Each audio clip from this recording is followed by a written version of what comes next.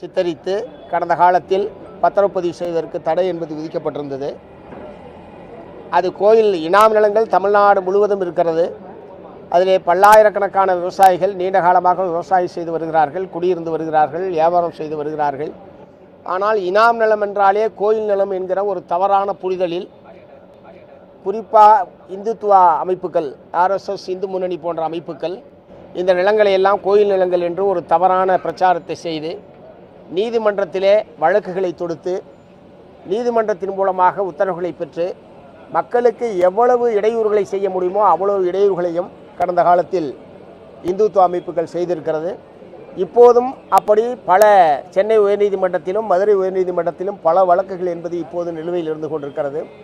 இத்தகைய சூழ்நிலையில் கரூர் மாவட்டத்தில் 4 கிராமங்களில் உள்ள இனாம் நிலங்களுக்கு விதிக்கப்பட்டிருந்த தடையை நீக்கி தமிழ்நாடு அரசாங்கம் கடந்த ஜூலை மாதம் 9ஆம் தேதி உத்தரவிட்டிருக்கிறது.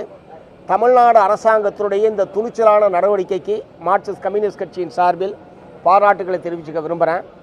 இது 4 கிராமத்திற்கு என்றாலும் தமிழ்நாடு முழுவதும் இது போன்ற இனாம் நிலங்கள் வசிக்கக்கூடிய விவசாயம் செய்யக்கூடிய பல்லாயிரக்கணக்கான மக்கள் இதனால் பாதிக்கப்பட்டிருக்கிறார்கள். அதற்கு ஒரு நிரந்தரமான தீர்வை ஏற்படுத்தக்கூடிய வகையில் ஒரு தனி ஆணையத்தை தமிழ்நாடு அரசாங்கம் அமைக்க வேண்டும் என்பதை மாண்புமிகு முதலமைச்சர் அவர்களிடத்தில் வற்புறுத்தியிருக்கிறோம். அதே மாதிரி இன்றைக்கி பார்த்ததில் மிக முக்கியமான விஷயம், இந்திய உச்சநீதிமன்றம் கடந்த மே மாதம் 29ஆம் தேதி மிக மோசமான ஒரு தீர்ப்பினை வழங்கியிருக்கிறது. குறிப்பாக களக்காடு முண்டந்துறை, ஸ்ரீவில்லிபுத்தூர் மேகமலை புலிகள் சரணாலயம், அதே மாதிரி கன்னியாகுமரி மாவட்டம் உட்பட இந்த மாவட்டங்களில் இருக்கக்கூடிய வனங்களில் வாழக்கூடிய மக்களை எல்லாம் வரக்கூடிய ஆகஸ்ட் மாதம் 28ஆம் தேதிக்குள் வெளியேற்ற வேண்டுமென்று மிக மோசமான ஒரு உத்தரவை வெளியிட்டிருக்கிறார்கள்.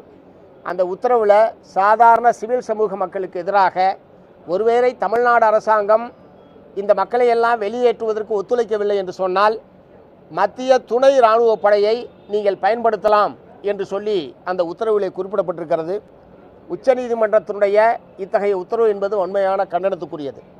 சாதாரண சிவிலியன்களுக்கு எதிராக துணை இராணுவ படையை பயன்படுத்தலாம் என்றெல்லாம் நீதிபதிகள் சொல்ல ஆரம்பித்தால் மக்களுக்கு எதிராக உச்சநீதிமன்றம் எந்த அளவுக்கு இருக்கிறது என்பதற்கு இது ஒரு சிறந்த எடுத்துக்காட்டு.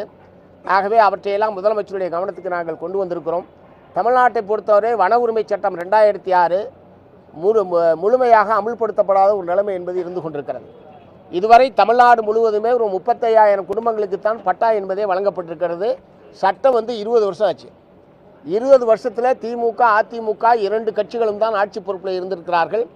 2 முதலமைச்சர்களிடத்திலேயும் நான் நேரடியாக பலமுறை வன உரிமை சட்ட அமலாக்க சம்பந்தமாக வற்புறுத்தியிருக்கிறேன்.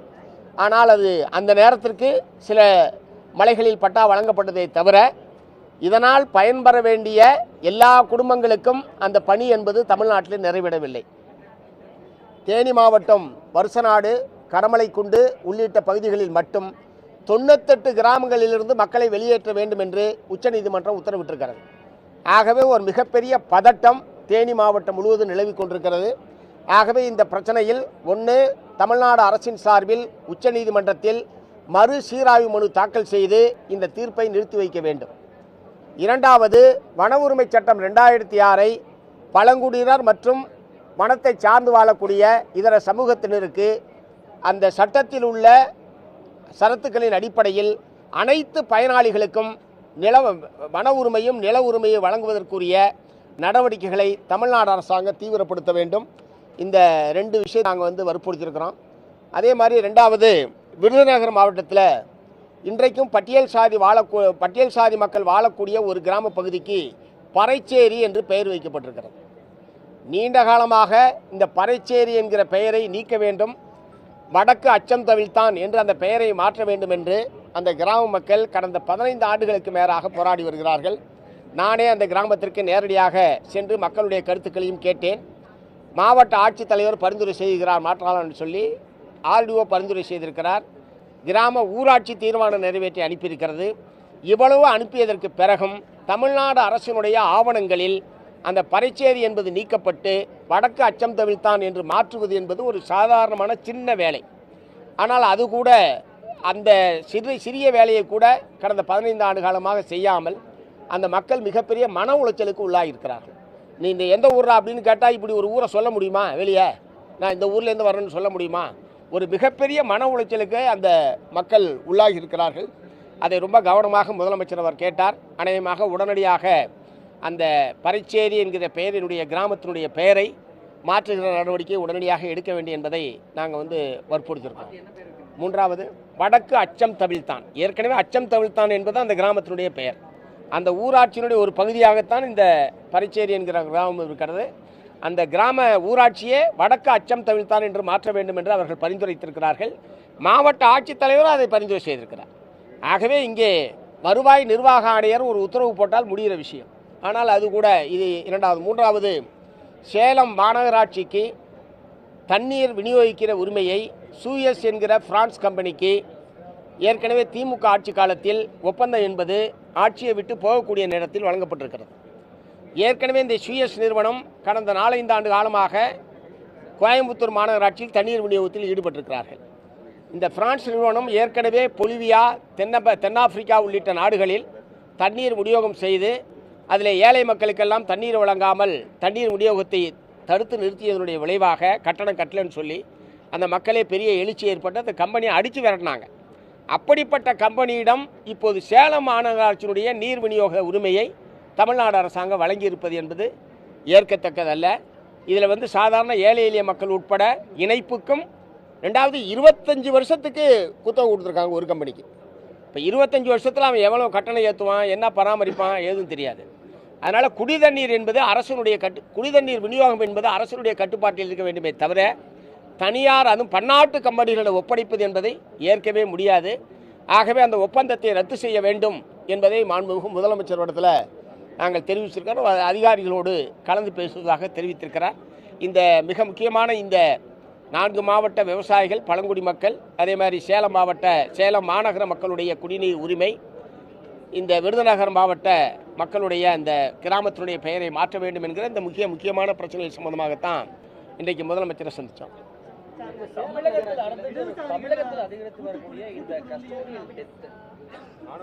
அதை சொல்லியிருக்கோம். அதாவது இப்போ நேற்று நாகர்கோவில் கிளை சிறைச்சாலையில் ஒரு மாற்றுத்திறனாளி கொடூரமான முறையில் தாக்கப்பட்டு சிறைக்குள்ளேயே மரணமடைந்திருக்கிறார், கொல்லப்பட்டிருக்கிறார். அதன் மீது நடவடிக்கை எடுக்க வேண்டும் என்பதை ஏற்கனவே நாங்கள் வற்புறுத்துகிறோம். நேற்றைய தினம் சிறை வார்டன்கள் 3 பேர் கைது செய்யப்பட்டிருக்கிறார்கள். இந்த வழக்கு என்பது கொலை வழக்காக மாற்றப்பட்டிருக்கிறது. உடனடியாக நடவடிக்கை எடுக்கப்பட்டிருப்பது நல்ல விஷயம். அதே நேரத்தில் இது போன்ற சம்பவங்கள் நடைபெறாமல் தடுப்பது என்பதுதான் அரசுக்கு நல்ல பெயரை பெற்றுத்தரும் என்பதை நாங்கள் முதலமைச்சர்கிட்ட சொல்லியிருக்கோம். அதே மாதிரி அந்த பாதிக்கப்பட்ட அந்த மாற்றுத்திறனாளியுடைய மனைவி படிச்சிருக்காங்க, அவங்களுக்கு அவங்களுடைய தகுதிக்கேற்ப ஒரு வேலை வாய்ப்பை வழங்க வேண்டும் என்பதையும் முதலமைச்சர் இடத்துல சொல்லியிருக்கோம். ஆத்தூர் நகராட்சியில் தூய்மை பணியாளர்கிட்ட 100 ரூபா பத்திரத்தில் கையெழுத்து வாங்குறதாகவும் பிஎஃப்லாம் கேட்கக்கூடாது, நீங்கள் போராட்டம் பண்ணுறது உரிமைகளை கேட்கக்கூடாதுன்னு அதில் அறிவுறுத்தல் சொல்கிறதாகவும் ஒரு குற்றச்சாட்டுகள் வைக்கிறாங்க. இல்லை, தூய்மை பணியாளர்கள் ஒப்பந்ததாரரிடம் கிட்டத்தட்ட ஒரு அடிமை நிலையில் தான் வைக்கப்பட்டிருக்கிறார்கள். தமிழ்நாடு முழுவதுமே, ஆத்தூரில் மட்டும் இல்லை, தமிழ்நாடு முழுவதுமே தூய்மை பணி என்பது ஒப்பந்தத்துக்கு விடப்பட்டிருக்கிறது.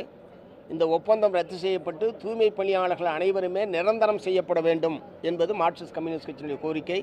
கடந்த காலத்திலும் அந்த கோரிக்கையை வற்புறுத்திருக்கிறோம், இப்பயும் நாங்கள் வற்புறுத்துகிறோம். அரசாங்கம் கொடுக்கக்கூடிய தீர்மானித்திருக்கிற ஒரு நாளைக்கு எவ்வளவு ஊதியம் என்று தீர்மானித்திருக்கிற அந்த ஊதியத்தை ஒப்பந்ததாரர்கள் தூய்மை பணியாளர்களுக்கு வழங்குவதில்லை. ஒரு மிகப்பெரிய உழைப்பு சுரண்டலும் ஊதியத்தை வெட்டுவது என்பதும் அந்த துறையிலே நடந்து கொண்டிருக்கிறது. அதுக்கு நிரந்தரமான தீர்வு என்பது அரசாங்கம் அவர்கள் அனைவரும் ஒப்பந்தத்தை ரத்து செய்து அனைத்து தூய்மை பணியாளர்களையும் பணி நிரந்தரம் செய்வதுதான் அதுக்கு நிரந்தரமான தீர்வாக இருக்க முடியும்.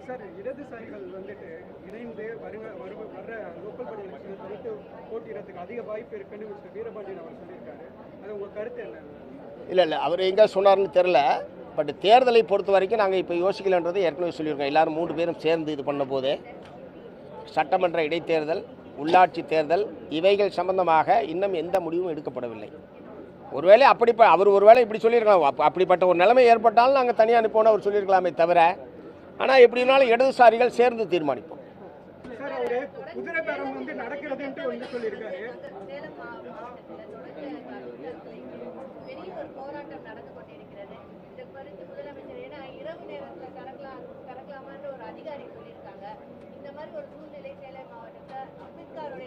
அதாவது இதை விட அதில் முக்கியமான விஷயம், நீங்கள் சொல்கிறத விட அதில் முக்கியமான விஷயம், பிற்படுத்தப்பட்ட சமுதாயத்தை சார்ந்த மக்களும் பட்டியல் சாதி மக்களும் சேர்ந்து தான் இந்த அம்பேத்கர் சிலையை அங்கே அமைப்பது என்று ஆரம்பத்தில் முடிவு செய்திருக்கிறார்கள். பிற்படுத்தப்பட்ட சமுதாயத்தை சேர்ந்த மக்கள் அதற்கு ஏராளமான நிதி உதவி செய்திருக்கிறார்கள். சிலை அமைக்கப்பட்ட போது அம்பேத்கர் கால் மேல் கால் போட்டு கொண்டு உட்கார்ந்துருக்கிறார் என்பது தான் அதில் இருக்கிற பிரச்சனை. அவங்களுக்கு சிலையாக கூட அம்பேத்கர் கால் மேலே கால் போட்டுக்கிட்டு உட்காரக்கூடாது அப்படின்னா எந்த அளவுக்கு சாதிய பாகுபாடும் தீண்டாமை கொடுமையும் கோலோச்சு கொண்டிருக்கிறது என்பதற்கு இது ஒரு சிறந்த எடுத்துக்காட்டு. இந்த சாதிய ஆணவம், சாதிய மனப்போக்கு என்பதற்கு எதிராக தமிழக மக்கள் அணிதிரள வேண்டும். பிறப்போக்கும் எல்லா உயிருக்கும் என்று வள்ளுவர் சொன்னால் அதை போற்றுகிற நாம், ஆனால் சிலையாக கூட ஒருத்தர் கால் மேலே கால் போட்டு ஒரு பட்டியல் சமூகத்தை சார்ந்தவரும் உட்கார்ந்துருக்கக்கூடாது என்கிற அளவுக்கு கொடூரமான ஒரு நிகழ்வாக இருக்கிறது. நாங்கள் ஏற்கனவே வற்புறுத்தியிருக்கிறோம், அந்த சிலை மீண்டும் திறக்கப்பட வேண்டும். அந்த இல்லை அதில் கோர்ட்டில் இருக்குது அந்த வழக்கு. ஏற்கனவே அந்த சிலை சம்பந்தமான வழக்கு நீதிமன்றத்தில் இருக்கிறது. இதுக்கு இடையில் இது யார் நடந்ததுன்னு தெரியல. நீதிமன்றத்தில் வழக்கு நிலுவையில் இருக்கிற போது திறந்தது தான் பிரச்சனைன்னு அவங்க சொல்கிறாங்க. இன்றைக்கு எங்களுடைய தோழர்கள் அங்கே போயிருக்காங்க. முழுமையான விவரம் தெரிஞ்சதுக்கு பிறகு நானே ரியாக்ட் பண்ணுறேன். பட் எப்படி இருப்பினும் அந்த சிலை முறையாக திறக்கப்பட வேண்டும். அதற்கு யாரும் தடை செய்வதை நாங்கள் ஏற்கவில்லை. பழனி கோயில் விவகாரத்தில் அந்த லேண்ட் பிரச்சனை, பழனி கோயில் நிலத்தை தவறாக பதிவு பண்ணிட்டாங்கன்னு சர்ச்சை எழுந்திருக்கு சார். அவரை அவர் 100 கோடி ரூபா மதிப்புள்ள நிலத்தை அதையும் இதையும் லிங்க் பண்ணி பேசுகிறாங்க. எப்படி பண்ணிப்பாங்க? இனாம் நிலத்தையும் இப்படி தொடர்ந்து முடியாது இல்லை. பொதுவாகவே இந்துத்துவ சக்திகள் நாங்கள் கேட்குறது யாருக்கு கேட்குறோம்? பட்டா அங்கே இந்து பக்தர்களுக்கு தான் நாங்கள் கேட்குறோம். கோயில் நிலமாகவே இருந்தாலும் அங்கே இருக்கக்கூடிய இந்து பக்தர்களுக்கு தான் நாங்கள் பட்டா கேட்குறோமே தவிர இந்துக்களுக்கு எதிராக நாங்கள் உண்மையிலே இந்துக்களுக்கு எதிராக இருப்பவர்கள், இந்துக்களை பாதுகாக்கிறேன் என்று சொல்லக்கூடிய RSS, இந்து முன்னணி போன்ற அமைப்புகள் தான் இந்துக்களுக்கு எதிராக இருக்கிறார்கள். ரெண்டாவது, இனாம் நில பிரச்சனை வேறு, பழனி கோயில் நிலம் சம்மந்தப்பட்ட பிரச்சனை என்பது வேறு. இனாம் நிலம் தமிழ்நாடு பூரா இருக்குது. மைனர் இனாம் இருக்குது, மேஜர் இனாம் இருக்குது. குடியிருக்கிறவங்களுக்காக விவசாயம் இருக்காங்க. கோயிலுக்கு அதுக்கு எந்த சம்மந்தமும் கிடையாது. அதில் நாங்கள் ரொம்ப தெளிவாக இருக்கோம். ஆனால் அவங்க இனாம் நிலம் என்றாலே அது கோயிலுக்கானது, அனாதை சொத்து பூரா கோயிலுக்குன்ற மாதிரி அவங்க பேசிகிட்டு இருக்காங்க. ஸோ அதை நாங்கள் ஏற்கவில்லை. இந்த பிரச்சனையை பொறுத்த வரைக்கும் அந்த சம்பந்தப்பட்ட ரெஜிஸ்ட்ரார் மீது உடனடியாக நடவடிக்கை என்பது எடுக்கப்பட்டிருக்கு. மோசடியாக அது பத்திரப்பதிவு என்று அரசாங்கம் ஏற்றுக்கொண்டு தான் சம்பந்தப்பட்ட பதிவாளர் மீது அவர் பணி நீக்கம் என்பது செய்யப்பட்டிருக்கிறார். முறைப்படி அவங்க நடவடிக்கை எடுத்திருக்காங்க. போஸ்ட் எலெக்ஷன் சிபிஐ சிபிஎம் ரெண்டு கட்சிகளும் ஹார்ஸ் ரைடிங் பற்றின கேள்விகள் எழுப்பாமல் இருக்காங்க. இந்த குற்றச்சாட்டு இருந்தது. 2 நாளைக்கு முன்னாடி சிபிஐ நிர்மாண்டியர்கள் தெரிவிச்சிருந்தார், குதிரை பேரமானது கண்டிப்பாக வேண்டும். சிபிஎம் நிலைப்பாடு என்ன? இல்லை, குதிரை பேரத்தில் யார் ஈடுபட்டாலும் கடுமையான கண்டனத்துக்குரிய ஒரு விஷயம். இப்போ தானாக விரும்பி வந்து சேருவதற்கும் ஒரு ஆசை வார்த்தை கூறுவது அல்லது குறிப்பிட்ட தொகையை தருகிறோம் அதன் மூலமாக நீங்கள் வாங்கல் என்று சொல்வது எல்லாமே கண்டிக்கத்தக்க விஷயம். அது பொதுமக்கள்கிட்ட கோபம் வரணும் சார். நான் ஓட்டு போட்டு தேர்ந்தெடுத்த எம்எல்ஏ 20 நாளே ராஜா போட்டு போனோன்னா ஊர் தொகுதி மக்கள் அவங்களை கொண்டு போய் அவங்களுக்கு எதிராக கிளம்பிருந்தால் அந்த பிரச்சனைலாம் நடக்காது. மக்கள்கிட்ட கோபம் வரணும். ஏன்னா மத்திய அதாவது யூனியன் கவர்மெண்ட்ல இதே மாதிரி அவங்க விரும்பி கட்சி மாறும் பொழுது சிபிஎம் சிபிஐ ரொம்ப தீவிரமாக கண்டிச்சாங்க. தமிழகத்தில் அந்த மாதிரி ஒரு கண்டிப்பு நாங்கள் கண்டிக்க தான் செய்கிறோம். ரெண்டாவது, இவங்க ராஜினாமா பண்ணிட்டு வராங்க. அதுக்கு வித்தியாசம் இருக்குது. பிஜேபி எம்பி எம்எல்ஏக்கள் பதவியில் இருந்து கொண்டே அப்படியே 2ஆக உடைப்பது, 3ஆக உடைப்பது, அப்படியே கொத்தாக கொண்டு வந்து சேர்த்துக்கிறது, அதன் மூலமாக தங்களுடைய பலத்தை பெருக்கிக் கொள்வது என்கிற அணுகுமுறையை பிஜேபி மேற்கொள்வதும், இவர்கள் ராஜினாமா செய்துவிட்டு அதிமுகவில் இருக்கக்கூடிய உட்கட்சி பிரச்சனையும் அதோடு சேர்ந்து இருக்கிறது. இதையும் சமப்படுத்தக்கூடாது. சார், பிஜேபி டோன் தான் இங்கே இருக்க ரூலிங் பார்ட்டி பண்ணுதுன்னு சொல்கிறாங்க. அதாவது பிஜேபி எப்படி முக்து காங்கிரஸ்னு சொல்லிட்டு இருக்காங்க, அதே மாதிரி இங்கே இருக்க சீனியர் லீடர் ஆதவர்ஜனால 90% ஏடிஎம்கே ஆளுங்க தான் இருக்காங்க, அவங்க தீர்த்து போன சக்திலாம் சொல்கிறாங்க. இது ஒரு ஜனநாயக போக்கான இது பார்க்குறீங்களா? இல்லை, ஒவ்வொரு கட்சியை பற்றியும் ஒவ்வொரு கட்சிக்கும் ஒரு மதிப்பீடு இருக்கலாம், கருத்துக்கள் இருக்கலாம். இன்னொரு கட்சியை பற்றி சொன்னதுக்கு நான் கருத்து சொல்ல முடியாது. பட் எங்களை பொறுத்த வரைக்கும் குதிரை பேரம் என்பது முற்றிலும் தடுக்கப்பட வேண்டும். மக்கள் கேள்வி எழுப்பணும் எம்எல்ஏக்களுக்கு எதிராக. இப்போ என்ன அவசரம் உனக்கு? 20 நாளில் ராஜினாமா பண்ணுறேன், 1 மாதத்தில் ராஜினாமா பண்ணுறேன்னு தொகுதி மக்கள் கேள்வி எழுப்ப ஆரம்பித்தாவே கொஞ்சம் யோசிக்க அனுப்பாங்க. யாராக இருந்தாலும்னா எல்லாரும் உள்ளடக்கம் தானே. எல்லாருமே திமுக சொந்தமாலாம் ஏற்கனவே சொல்லிட்டேன். நான் திரும்ப ஒவ்வொரு பேட்டியிலுமா சொல்லுவீங்க? யாராக இருந்தாலும்னா எல்லாம் தான். திமுக டிவிகே எல்லாத்தையும் தான் சொல்கிறேன். நாங்கள் ஒன்றும் ஆரம்பத்துலேருந்து அது வந்து எதிர்த்துட்டு தான் இருக்கோம். இல்லை சார், நீங்கள் ஆரம்பத்தில் கடுமையாக எதிர்த்தீங்க. அதுக்கப்புறம் ministers MR Vijayabaskar, former minister MR Vijayabaskar, C Vijayabaskar வந்து ரிசைன் பண்ணிட்டு அதுக்கப்புறமும் இல்லை, அதிமுகவுடைய உட்கட்சி பிரச்சனையின் விளைவாக பலர் வெளியேறி கொண்டிருக்கிறார்கள். அது ஒரு யதார்த்தமான உண்மை. திரு எடப்பாடி அவர்களுடைய தலைமையை பிடிக்காமல் பலர் வெளியேறி கொண்டிருக்கிறார்கள். இவங்கெல்லாம் முழு நேரமாக அரசியலே இருக்கக்கூடிய ஆட்கள். வேறு எங்கேயாவது ஒரு இடத்துல போய் சேர்ந்தாங்கன்னா அவங்களுக்கு பொறுத்த அவங்க போய் அங்கே சேர்றாங்க. பட் அதில் நீங்கள் சொல்கிற மாதிரியான தன்மையில் அது இருந்தால் கண்டிக்கத்தக்கது. ஓகே, ரைட், ஓகே, நன்றி. நான் ஒரு வார்த்தை சொல்லட்டா? வேணாமா?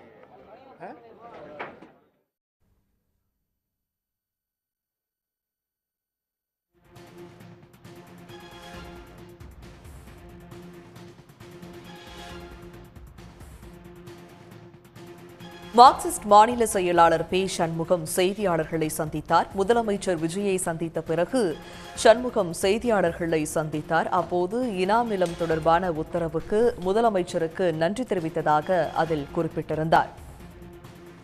உடனுக்குடன் செய்திகளை தெரிந்து கொள்ள சன் நியூஸ் பெல் ஐகானை கிளிக் பண்ணுங்க.